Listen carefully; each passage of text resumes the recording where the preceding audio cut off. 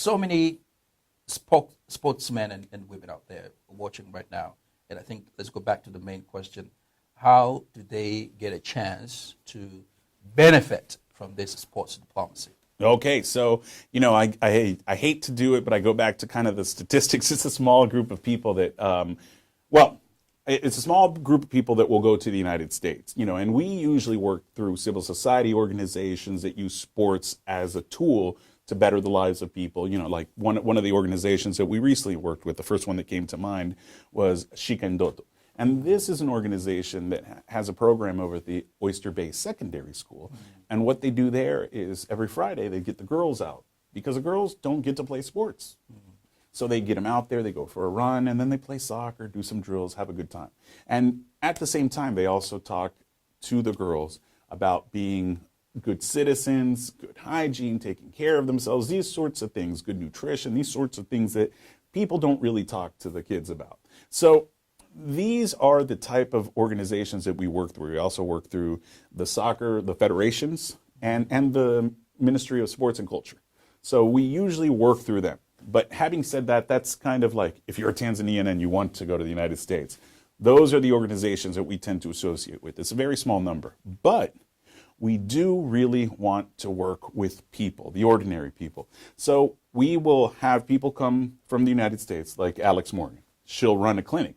But we also stress to work with coaches because those are the people that multiply what we do. So maybe directly, a person like Alex Morgan gets to work with 100, 200 people. But if you work with the coaches, each coach has like 30 people that follow his directions and learn from him. So that's who we try to work with, those coaches that will kind of expand the benefits of the sports diplomacy program.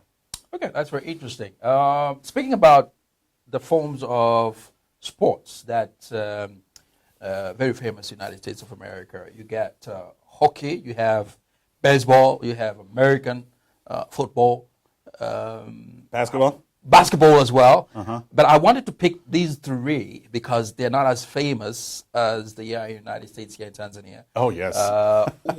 What you as an embassy doing to impact the same spirit? Like there could be some people in Tanzania that would like to play American football or would like to play hockey or baseball. Absolutely. It's the American football and baseball to a lesser extent requires so much equipment. You need a bat, you need the helmet, you need the glove, you need the bases to run around in baseball. Whereas that's what, to me, the beauty of soccer is just kind of this egalitarian support where all you need is a ball and people can use a shoe and a rock for the goals and you can play anywhere. And I've played in every country that I've lived in. I think this is my 8th country. I have played on concrete, on dirt, on grass, on basketball courts. You can play soccer anywhere. So that, I think, is an area that we can focus on as an embassy because there's already a hunger, a passion for soccer. But now, as an embassy, what we want to do is extend that into the women's community so that women become more active. And I know that, the national team of Tanzania, the women's team is pretty good. Pretty good, yes. Yeah. So it's there, and we want to build upon that. You've been here in Tanzania for quite some time. You have seen the sports spirit that Tanzanians do have. We have fantastic players and athletes as well. Oh, yeah. How much have we been able to manage the whole sports industry? I don't know. I think there are a lot of things that we need to learn. What's your take when you compare the two countries? What do you think can be done to improve the sports industry in Tanzania, especially in terms of management and business aspect of it? Right. It's difficult to say without being really directly involved in it. I mean, you can see the passion in the fan base. It's Simba or Yanga. You don't really get to choose another team. It's either green or red, and that's it. Yeah, you have to choose one. I mean, I know there's a few fans here of Azam, and for example. City, the Coastal Union, and I'm personally also a fan of Prisons. I think that's a great name. All right. I just imagine some prisoners playing soccer very rough, but the passion is there.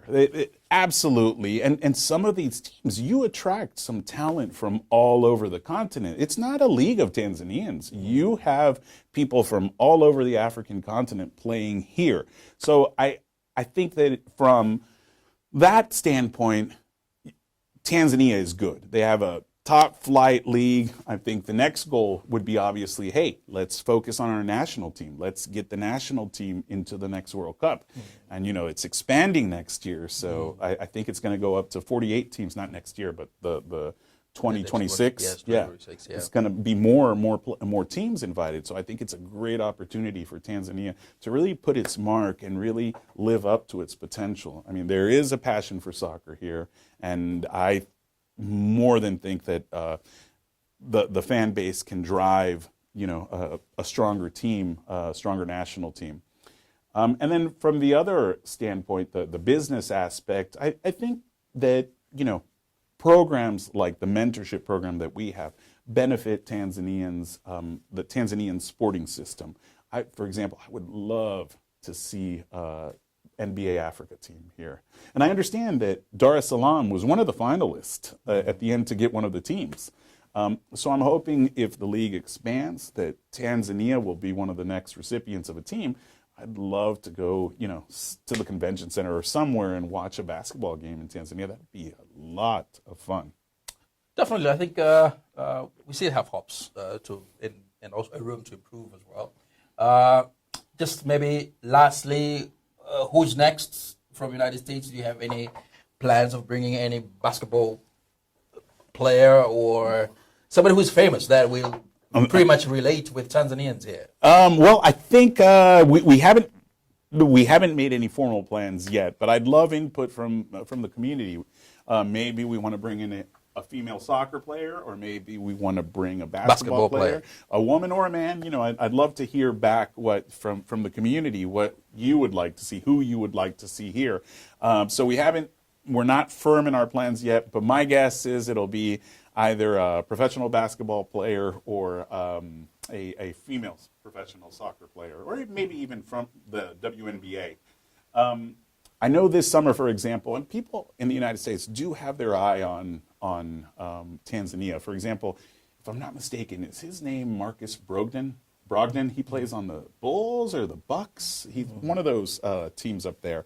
And he was here in Tanzania last summer. And his family has a foundation that works in the area of getting water, clean, potable water to people. So he was here last year, and we had the opportunity to meet him and talk to him about his philanthropic work, right? So he decided that he's going to come this year. He's going to institute his program, but he agreed. And hopefully we can do it to hold a couple basketball clinics in Dar es Salaam. And he usually travels with one or two other professional basketball players that are helping his cause. So even if it's not a formal sports diplomacy, we hope to do something this summer in July or so with him.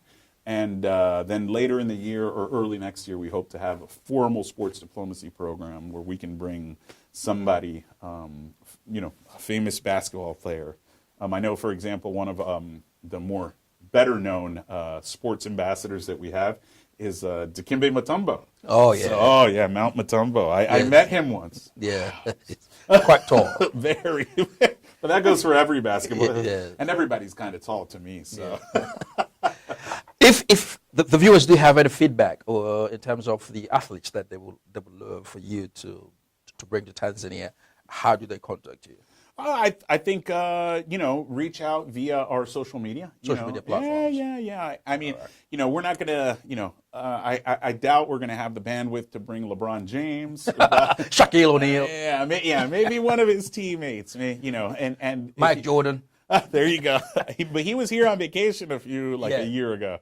But, if I may ask your viewers, hey, choose someone from a Washington, D.C. sports team. That's my hometown, so that's who I want to see. All right, that's definitely really nice today. We got the chance to talk to the U.S. Embassy Spokesperson, breaking down to us the issue of sports diplomacy. It's a very rare form of diplomacy, but I'm quite sure as we're ending this interview, you have got to understand fully how United States of America have been building bilateral relations with Tanzania through sports and culture as well. And they've given you a chance as well to give your views. Whom would you like to see coming to Tanzania through their social media platforms? My name is Nasser King. I've been with James Rodriguez, the U.S. Embassy spokesperson, and also who is the public affairs officer. Thank you very much for watching. Thank you very much. Hey, thank you Mr. very Rodriguez. much for having me. It was a real pleasure. I love talking about sports and great to get in touch with your viewers. Thank you very much.